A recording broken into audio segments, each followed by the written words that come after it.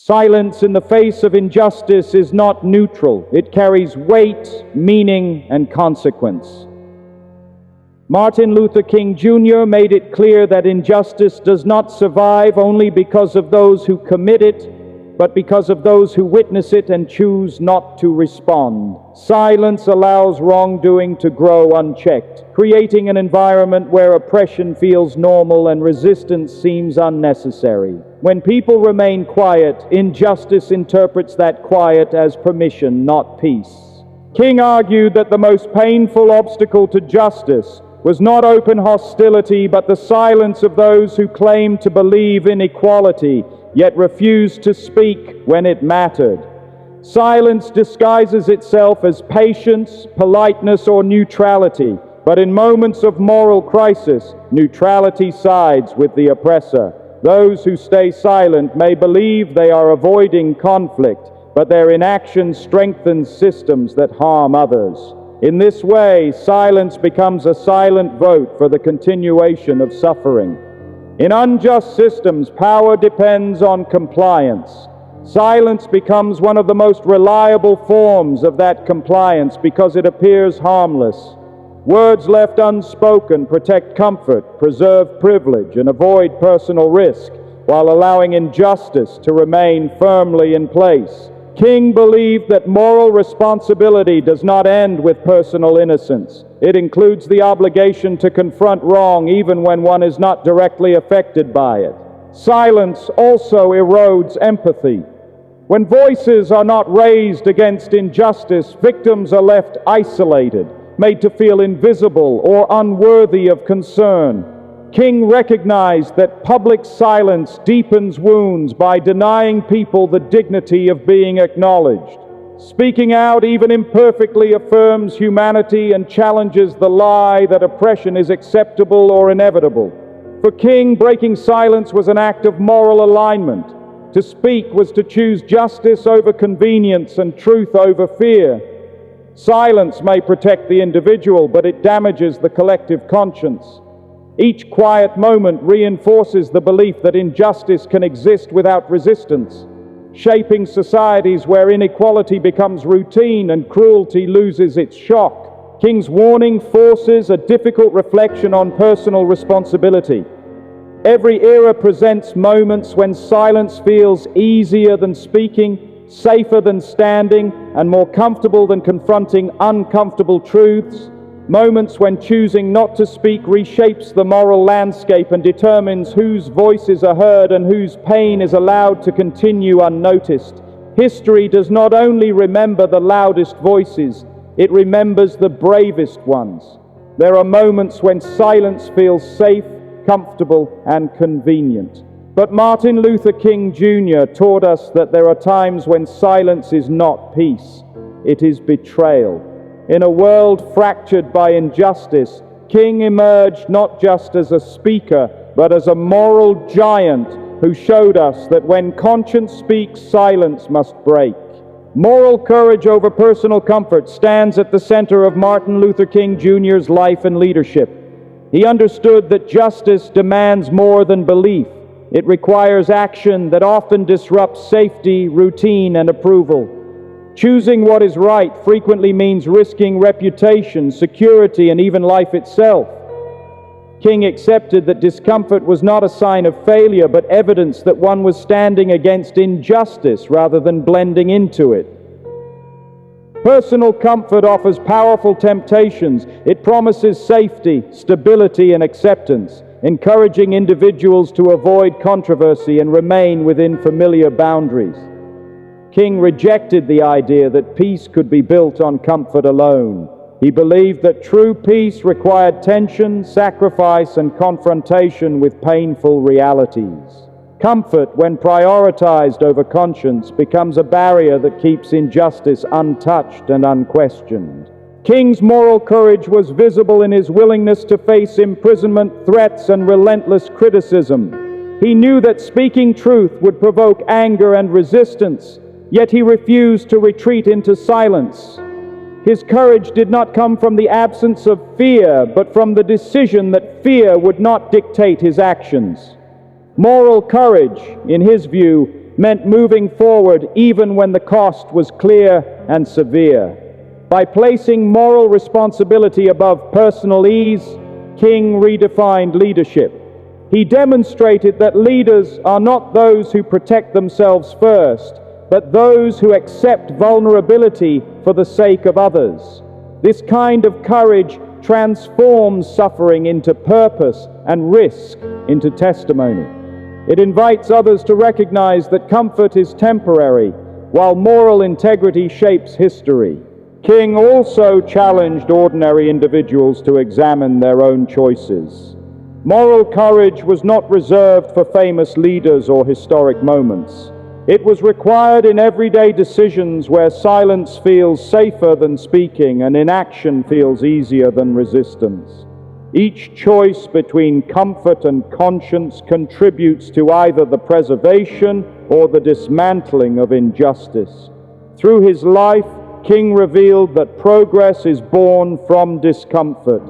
Rights are not granted through convenience, and freedom is not achieved through passivity. Moral courage disrupts the illusion that change can occur without sacrifice and exposes the truth that justice demands personal cost, persistent effort, and the willingness to stand firm when comfort calls for retreat.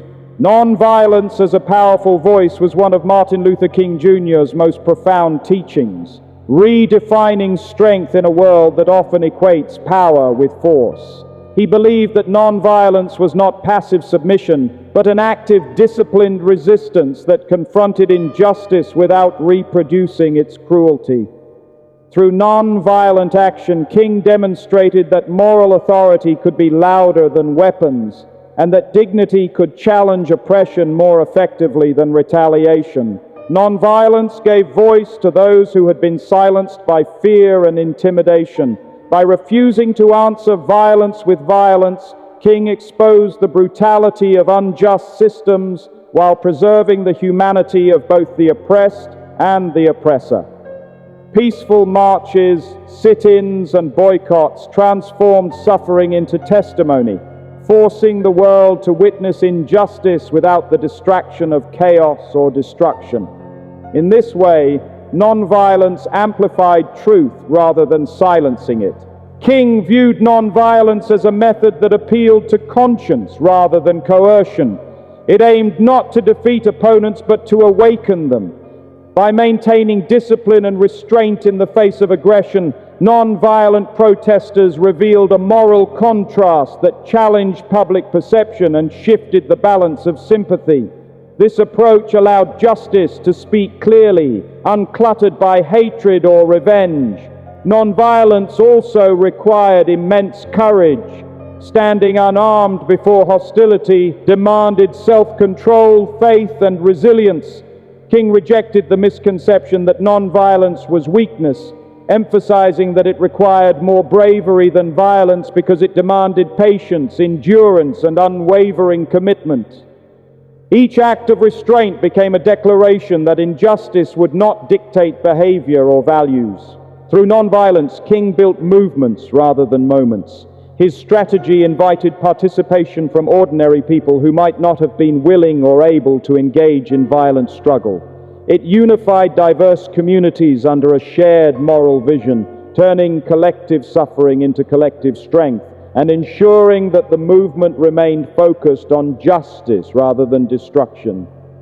King's philosophy revealed that lasting change depends on moral transformation.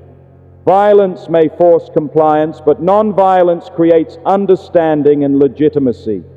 By choosing love over hate and discipline over impulse, nonviolence became a language that crossed barriers of race, culture, and ideology, compelling the world to listen, confront uncomfortable truths, and reckon with the injustice it could no longer ignore. The responsibility of ordinary people was a central theme in Martin Luther King Jr.'s vision for social change. He believed that history is not shaped only by famous leaders or dramatic moments, but by the everyday choices of individuals who decide whether to accept injustice or challenge it. Ordinary people, through their actions or inaction, collectively determine the moral direction of society. King rejected the idea that responsibility belongs solely to those in power. He argued that systems of injustice survive because they are supported, tolerated, or ignored by the majority. When ordinary people remain passive, they lend stability to inequality and allow unfair practices to continue unchallenged. Change begins when individuals recognize that their silence, compliance, or indifference carries moral weight. Participation did not always require grand gestures. King emphasized that responsibility could be expressed through small but consistent acts of courage, such as speaking out against discrimination, refusing to participate in unjust practices, or standing in solidarity with those who are oppressed. These actions, when multiplied across communities, create momentum that no system of injustice can permanently withstand.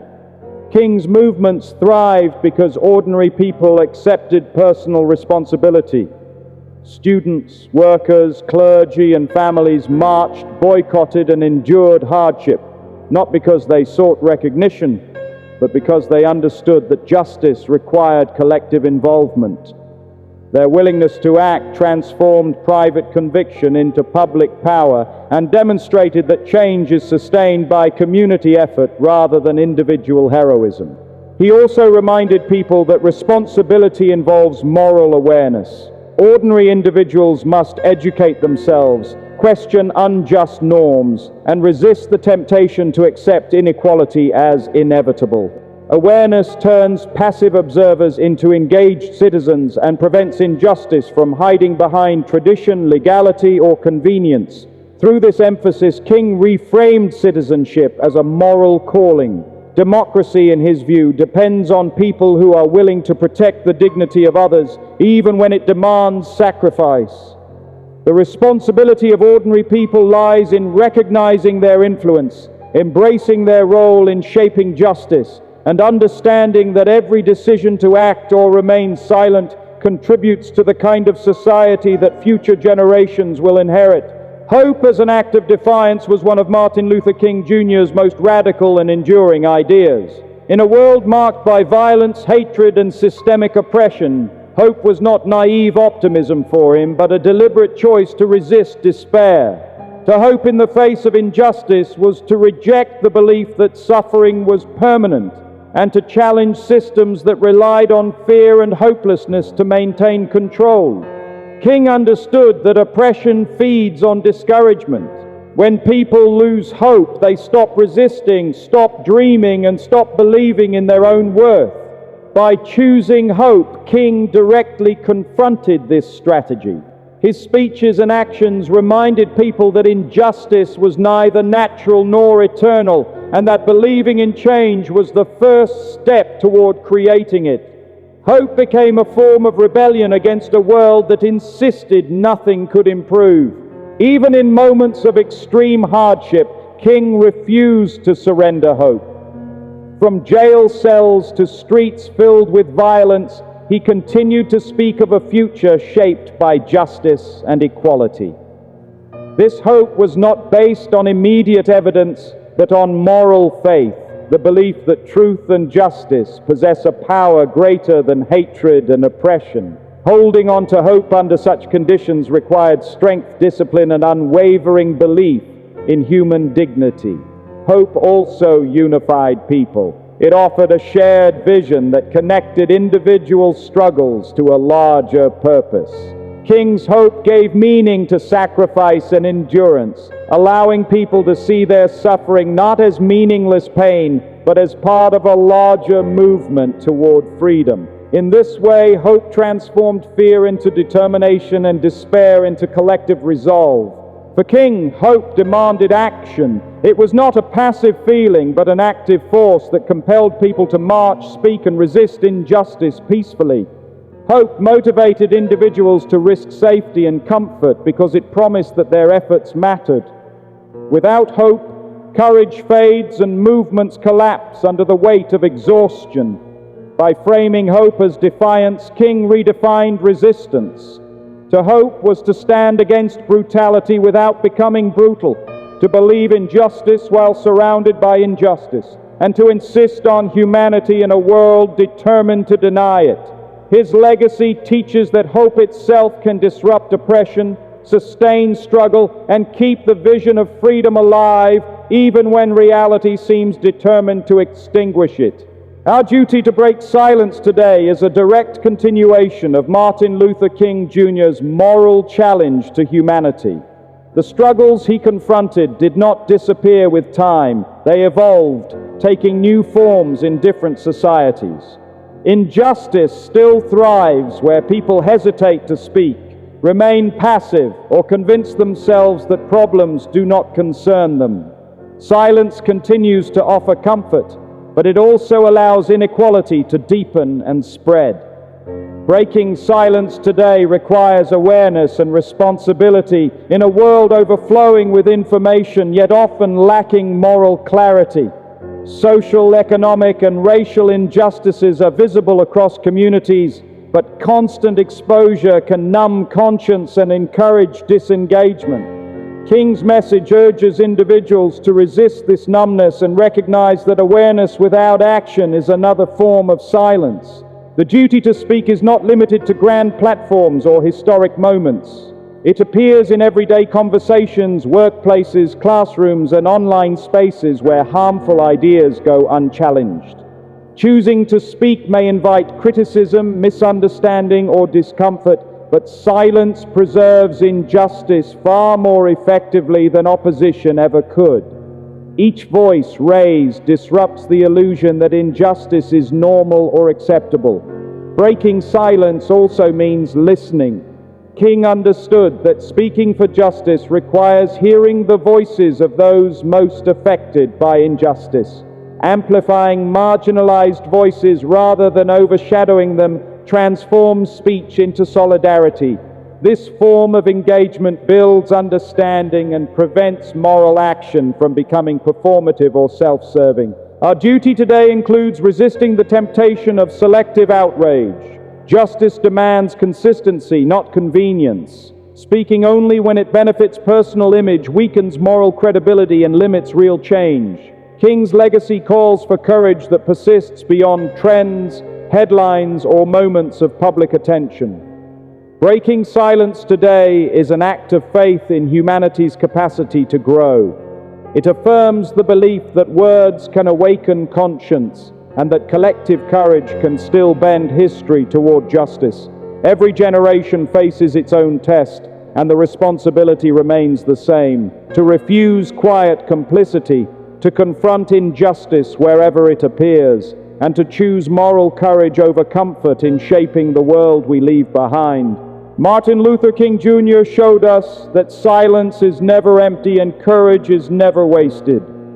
His life reminds us that words spoken with truth, actions taken with love, and hope held with determination can challenge even the deepest injustices. The lessons of his legacy do not belong to history alone. They belong to every moment we choose to speak instead of retreat, to stand instead of observe, and to care instead of remain indifferent. When silence breaks, conscience awakens, and through that awakening, ordinary people become agents of justice, carrying forward the unfinished work of building a world where dignity, equality, and freedom are not dreams but shared realities.